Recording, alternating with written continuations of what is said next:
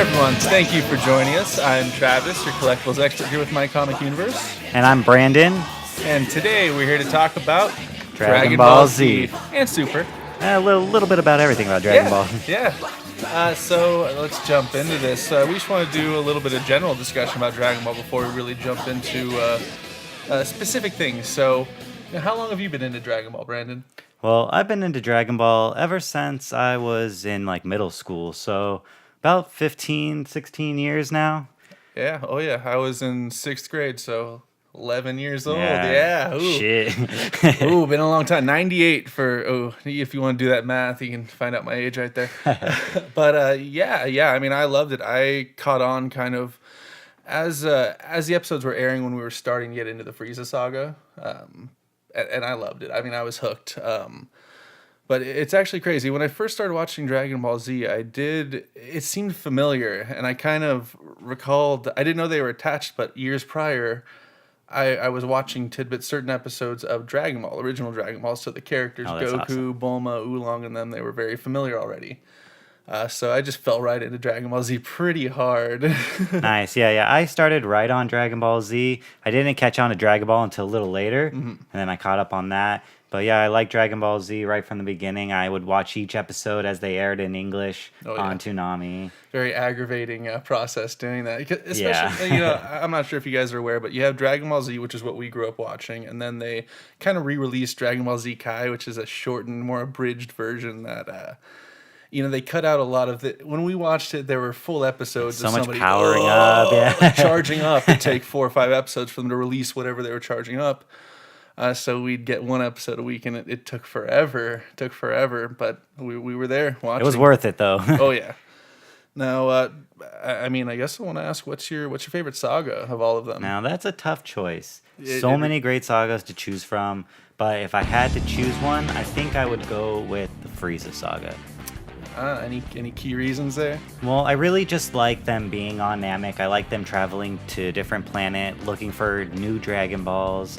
And they're huge. Yeah. And then one of the things that I really liked about that saga was that we got the first transformation of Goku going Super Saiyan. Yes, iconic moment. Yeah, it was my favorite. Oh yeah. What about you? Personally, it's kind of a tough choice. I guess I kind of have a tied answer here. So I love the Cell saga because, for one, Cell is awesome, but we get Super Saiyan 2 Teen Gohan, which... Yeah. He's tied for my favorite character of all. And then I love the Majin Buu saga because aside from everything awesome that happens in that saga, we get Majin Vegeta. So Super Saiyan 2 Teen Gohan awesome. And Majin Vegeta, my two favorites, hands down. Oh yeah, I would have to say that it's tough to pick who your favorite Z fighter is. I think either Gohan or Future Trunks is going to be my favorite. That's good choices. Good choices. I love Future Trunks as well. Yeah, Future Trunks is awesome. He kills Frieza. Yeah. Let's do the flip side of that. And who's your favorite villain? Now, if I had to choose a favorite villain, I think I'm going to go with Cell on this one. Okay, I really liked the Android saga. I really liked how it dealt with because of Trunks traveling back in time, it changed things. Yes. And that's how we got Cell. Yes. And it was even worse than how it was originally going to be. That's true. There's no way that he could have prepared the Z Fighters for that because he had no idea about it. Exactly, yeah. So I think he's my favorite villain. What about you? It's tough because I love to hate Majin Buu, well, Kid Buu especially, but I'm going to go with Broly. Oh, yeah. Just because he's another Saiyan, and I love how he's basically been around from the beginning. He was in the pod next to Goku crying his little ass off as a baby, and it drove him insane as a child. So I love that whole history. Him, yeah. Exactly, it's just deep hatred. Yeah, So Broly, 100%. What about things that you've collected? Oh yeah.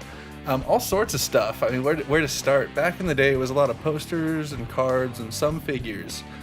Definitely some awesome figures right here. Yeah, those are actually more recent acquisitions. I actually still have a pair of a deck of Dragon Ball Z playing cards I've had for 17 years now. Awesome. That's probably my, as years go by, you kind of don't know what happens to things. I don't know if I traded them, lost them, they got stolen, but it's all I have left from when I was a child, really. But in more recent years, you know I'm into my Funko Pops. This is only a small portion of my Dragon Ball pops, Yeah, there's too. definitely some all over the Yeah, place. you wouldn't see us back here if I stacked all those up. But then I also collect these Figuarts Banpresto figures, which, a lot of them are imported from Japan, and they are sick. They're very detailed pieces. And as you can see, I had to get my favorite characters. All the different Super Saiyans, the fusions. You can't buy just one of these things. Yeah, no, this is a whole awesome setup. Yeah. Now, what did you collect? All right, now my collection isn't as intense as yours, and I don't really have anything recently. Most of what I collected was from when I was a little younger watching Dragon Ball. Okay. So I have VHS tapes of Nice. Dragon Ball. One of the things that I really liked about the VHS tapes is that they had on the side, they had the pictures. So if you lined up each saga, you got a picture to describe the whole saga. It was pretty awesome. Hell yeah. Yeah, I actually loved these as a kid. I didn't really get many myself just because I didn't get much allowance, and I spent it on other things, cards mainly. But yeah, I did get my hands on a couple of these sets, and I loved it. I always wanted to put together all the pictures, but didn't get a chance to. Yeah, I remember going to the store, each release I would pre-order some.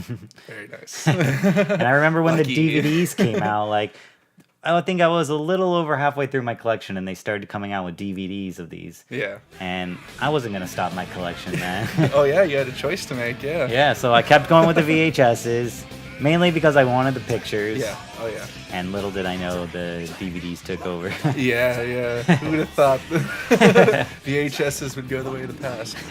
I think we've pretty well covered kind of our opinions and general stuff on Dragon Ball. Let's get into the more recent, Stuff, yeah. the two Dragon Ball movies, starting with Battle of the Gods. What did you think?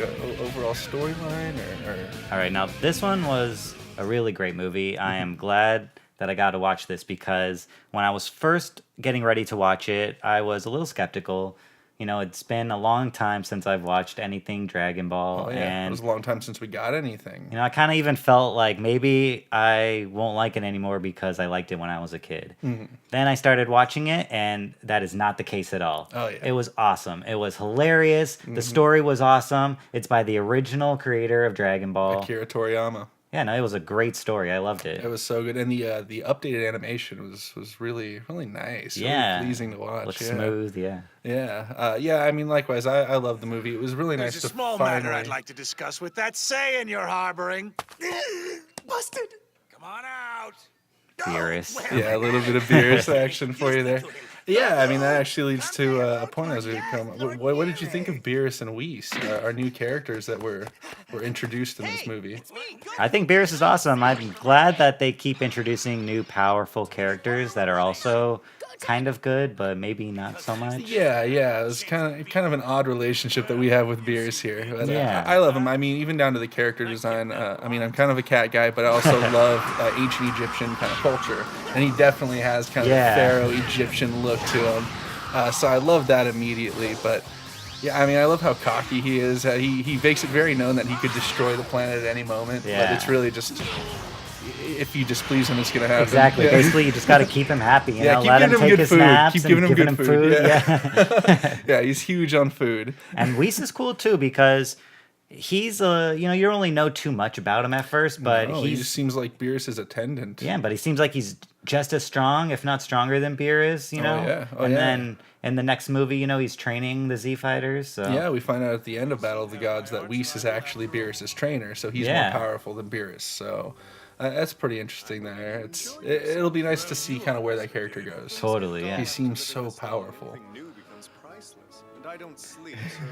I want to thank Brian for these sound clips we got going on here. I love it. I give you a little taste of it. Yeah. So what did you think? I actually have a pop here of it. What did you think of Goku's new Super Saiyan God form? I thought it was really cool. I like when they keep adding these new versions or new transformations, for Super Saiyan. Oh yeah. Well, and they took such a different approach to it this time. Our Exactly. previous transformations, the hair is getting bigger and longer. Even Super Saiyan 3, his eyebrows have completely disappeared. He looks kind of, I consider it almost caveman-like. Yeah. It's I'm not sure exactly. Maybe it's a mixture of the monkey thing. I'm not sure, but I love it. But they went a completely different approach with Super Saiyan God mode. On top of that, we do have a slight difference, and this is probably just because for the series they have more time to work with. Yeah. But the first encounter of Goku with Beerus on King Kai's planet, In the film, he kind of quickly he shows him Super Saiyan 1, Super Saiyan 2, then turns 3 and fights him that way. Yeah, it was a pretty quick battle. Yeah, but in the series, they have more time to work with, so they dragged it out a bit more. He fought him as Super Saiyan 1, turned into Super Saiyan 2, fought him that way, and then fought him as 3. So got a little bit more action, which is kind of cool. So Beerus got to see more of his true power. Exactly. Like, it goes to a further level. A further level. How about God? So he's anxious to fight that God. The last difference that I want to mention between these two from the show and the first movie is that when they're doing the whole ritual to turn Goku into Super Saiyan God and they realize that they need another Saiyan before Pan kind of comes forward and says that she's pregnant, it was in the film, Bulma basically, she mentions Tarble, who is Vegeta's younger brother. Now, we basically never got this in English, but in 2008, there was a movie put out. It's the original storyline by Akira Toriyama that tells us about Vegeta's younger brother, Tarble. I didn't even know, and we never got an actual legitimate English dub for it, so a lot of people don't know about it. There are fan dubs, so you can check that out if you want. Otherwise, check it out in Japanese with subtitles. I think I'm gonna have to do that. Yeah, it's called Son Goku and Friends Return. That's the translation. Yeah. But yeah, and in the series, there's zero mention of Tarble whatsoever. Yeah. So I mean, supposedly the series itself is what's going to be canon, what's actually gonna be true to the universe. So, hopefully we'll get Tarble in Super, but we haven't really technically gotten mention of him whatsoever. So we'll see what happens with that. That would be cool to see a different kind of take on Vegeta and his brother. Yeah, I mean, as you can see here, it looks kind of like Vegeta. He's a lot smaller, looks a lot younger. But he's still a Prince of Saiyans. Yeah, he's kind of a weakling, but he hopefully he exists. Now, I mean, we might as well go ahead and use this as our jumping point for the second movie, which is Resurrection F. Okay, yeah. So Frieza. Yeah, I mean, overall, I love this. I love that they brought back Frieza, the main original villain. I mean, obviously you had Vegeta before that and Raditz and stuff, but the biggest original villain, the one who caused him to turn Super Saiyan to begin with, they bring him back, and it's kind of funny because you get this sequence where he's in hell before he gets wished back. Yeah. And he's, I mean, if you know Frieza at all, he's miserable. He's being tortured. Yeah, he is miserable. He's in this pod, he can't move, and there's just like stuffed animals and pixies and stuff trying to hug him, all sorts of music and dancing going on around him. Terrible. It's his hell, yeah. Yeah. But then he gets wished back, and he says that he's never had to put effort into anything in his life. He's never trained a day in his life, and before we get right into that, one thing that I really like about this movie is that they do it in a good way. Because you're thinking, they're just bringing back Frieza, they're just rehashing something. Mm-hmm. But that's not what's going on in this. It's a really clever way to bring him back. Oh, yeah. And that's what, leading into your point, I think is really cool on how he hasn't trained a day in his life. Yes. Yeah, and he finally trains in this and attains this new form. Exactly, yeah. Because you never really think about that in the original series. Like, he hasn't really had a need to train, No. He's just been cruising around. He has his little goons to do whatever he needs. And exactly. It's funny because, Frieza already hates Goku's guts, but the fact that he had to train to prepare to fight him, it adds to, he's even more upset. It's kind of cool to see all that dialogue that happens there. What do you think... I guess I'll start with our heroes. What did you think of the new transformations for Goku and Vegeta? Yeah, no, so I thought that was awesome. I'm glad that Vegeta is now Super Saiyan God as well. He's able to control that power. Yes, I do kind of wish that they would have shown us if he had... he had to have reached the first level of Super Saiyan God to get there, because Goku says basically he got a taste of Super Saiyan God form and then was able to take that to a new level on his own. So... Vegeta had to have, but they never show it. Yeah. They just you're just left to assume it happened in this time frame, but it was still nice. A cool reveal. It's really cool. It's really cool. Yeah. I love the blue look. And I like how he didn't tell Frieza at first, and then once Frieza found out, he was already pretty beaten, Yes. It was awesome. Yeah. It was really cool. They really just resemble normal Super Saiyans, but just blue instead of yellow, which is really, really cool. Yeah, no, both these movies have been really awesome. Glad they brought it back. I love it. I'm glad Akira Toriyama decided to come back and bring us more. Yes, I like GT, but that wasn't Akira Toriyama, and it was No. so different. It was different, had a different feel. You Yeah. know, this was a great jumping point to get us back into a new Dragon Ball series. Exactly. I mean, by the end of this movie, we're all amped, and then when we found out Super was coming, it was it was great. It was great. No. Once I watched Battle of Gods, I was ready to watch Resurrection now. Yes. What do you think? I know we kind of touched base on it, but what do you think of Frieza's new form? Golden Frieza. I thought it was cool because he was so strong, you know? Like, it was a great transformation. You know, it wasn't something that you expected. You might have thought he was going to get, like, a little bit of a power boost, but he got a huge power boost. He was pretty much almost equal to Super Saiyan God. Yeah. He just couldn't control the new power because it was so new. That was the thing. He hadn't tested it and made sure that his body could hold up that kind of power output. So that was his downfall. Yeah, that's one of the flaws of never typical training. Frieza. He's too cocky. Yeah. Well, his cockiness normally bites him in the butt. I mean, when That literally happened in Dragon Ball Z. Yeah, exactly. Namek Saga. I was trying to think of the right way to bring that up. Yes. Now, I mean, I guess I might as well get into some of the differences from this film, Resurrection F, from the series. Yes, because there's more in this one than There are Battle of Gods. quite a few more differences in this one than the other. Now, the one I want to start with is in the film, just after Frieza is kind of not wished back, but regenerated. His body's back together, and he comes out of his pod. He kills one of his henchmen, Taguma.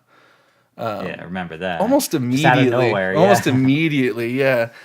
Huge difference from the series. In the series, not only did he not get killed, he was Frieza's training partner for these 4 months that he's been training to attain this new form. Okay, yeah, so that's a big difference. Yeah, so he was a weakling basically, but after his training with Frieza, he's become a formidable opponent. I can imagine so, training with Frieza. Yeah. So he's at least for a little bit a prominent fighter in the series. And then here's my next difference, and this is pretty big too. This doesn't happen at all in the film, but in the show, Captain Ginyu makes his return. Okay, yeah, that definitely doesn't happen in No, movies.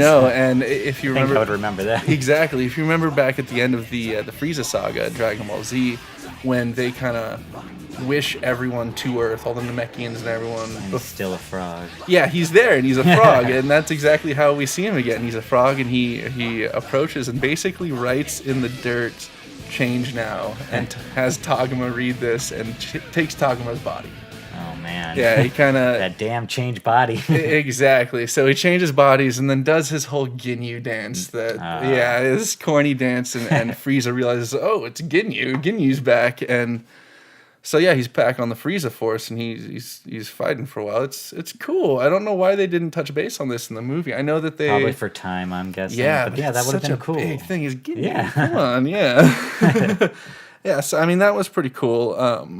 Another pretty big difference is in the film we do have Gohan kind of expressing that he thinks he'd have issues turning Super Saiyan. Like, he's out of training. He's out of he's shape. not sure if he could. Exactly. He demand, hasn't trained yeah. his son. He's focused on school and Yeah. everything else. He's got a new kid. And then towards the end of it, he ends up asking Piccolo if he'll train him.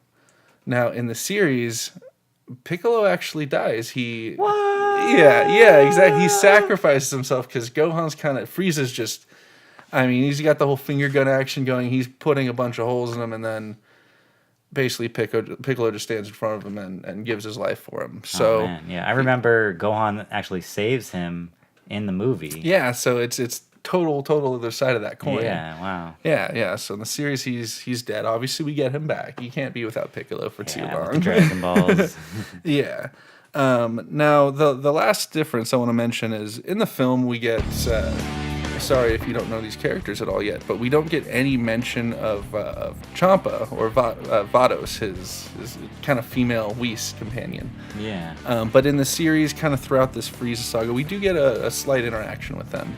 They kind of run into Beerus and Whis, and Beerus asks them, "What are you guys doing in the 7th universe? People from the 6th universe have no business here." So I don't even think at that point we get names, but we just gather that they're from another universe. And we also get a small amount of dialogue between Vatos and Champa, saying that they have 5 of something and that they hope Beerus doesn't realize what's going on before they find the rest. So that's really all we get from this, and then Super moves on from here. That's one thing that I want to mention that I forgot about talking about the Battle of Gods, is that was one of my favorite things about that movie, is that it introduced a multiverse Yes. for Dragon Ball. Yes, absolutely. We're exposed to the idea that this is only one universe and there are multiple out there, which is really cool. It's one great way to expand this whole franchise, everything that's going to happen. Yeah. You can only do so much in one universe. So, I mean, that leads us to Dragon Ball Super. We're actually going to talk a little bit about what's been happening in the last few episodes and stuff. So we actually get more of Champa, a little bit more about Champa and Vatos. I keep wanting to say Davos. Vatos. We find out basically that Champa is Beerus's twin brother, and he's the destroyer god of the 6th universe. Whereas Beerus is the destroyer god of the 7th universe. That's where our Z fighters are. And the universes are in pairs, right? Exactly. So there are 12 universes, and basically any universe whose 2 universes whose numbers add up to 13, they're considered pair universes. So 7 and 6. 7 and 6 are pair universes. Got it. Yeah.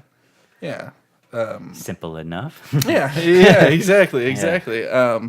Other than that, we find out that there are these things called, well, they call them wish orbs at first, but Super Dragon Balls. So are these similar to the regular Dragon Balls? Well, see, when Champa first brings these up, Beerus is like, "Oh, you mean wish orbs? We have those here in this universe." And Champa's like, "Oh, are you talking about those Namekian, basically we find out that the Namekian Dragon Balls, the original Dragon Balls that we're aware of, were made from little pieces of these planet-sized Super Dragon Balls. Planet-sized. How do you collect those? I don't know. I mean, they seem to follow each other. Maybe it's because Champa's a destroyer god and he somehow has this ability, but they go where he wants them to.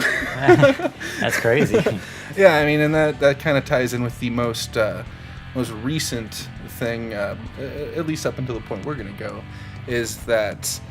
Well, maybe I should back up a little bit. Basically, Champa shows up and he's bringing us some foods to Beerus to try to boast and say that the foods from the 6th universe are better. Yeah, and then basically Beerus Whis hands them a few things from our universe, and one of them being instant ramen, which they go nuts over. And they ask about where it's from, and Beerus and Whis tell them Earth, tell them where it is and stuff. So Champa has Vados kind of look in their universe for Earth, and there's nothing there. Oh, yeah, and theirs, it's been destroyed, right? It turns out theirs has been destroyed from some previous conflict. So this Just not surprising. Yeah, this basically sparks the idea of having a tournament to decide which universe gets to keep our Earth. That's crazy. Yeah, I mean, basically, if our heroes lose, then Champa, the 6th universe, is going to get our Earth. What? If our side wins, then we get the 6 Super Dragon Balls that Champa has collected so far. And so are they going to use the Super Dragon Balls to switch Earths? Well, that's yes. Yeah, sorry, I kind of messed that up a little. Yeah, but that's basically how the Earth will be switched if Champa's side wins. So these Super Dragon Balls are more powerful. They have unlimited power. Oh. And they kind of make this known.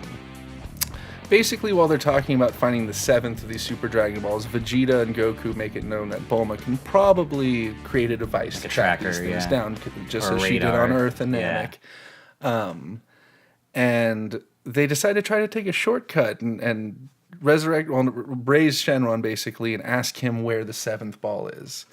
And how does that turn out? Well, basically, we find this is how we start seeing some of the limitations of our Shenron's abilities is...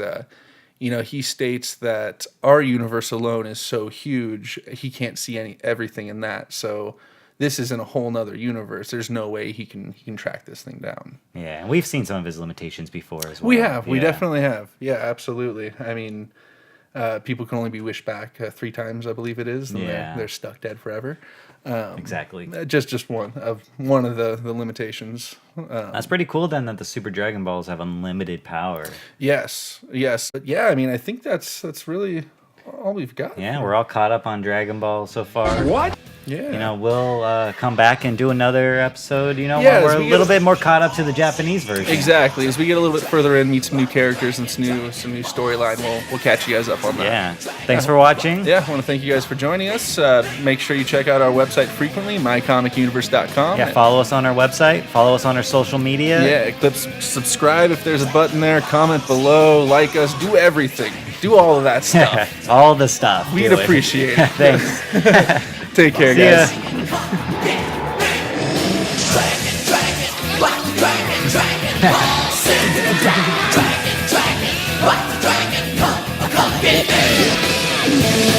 Dragon,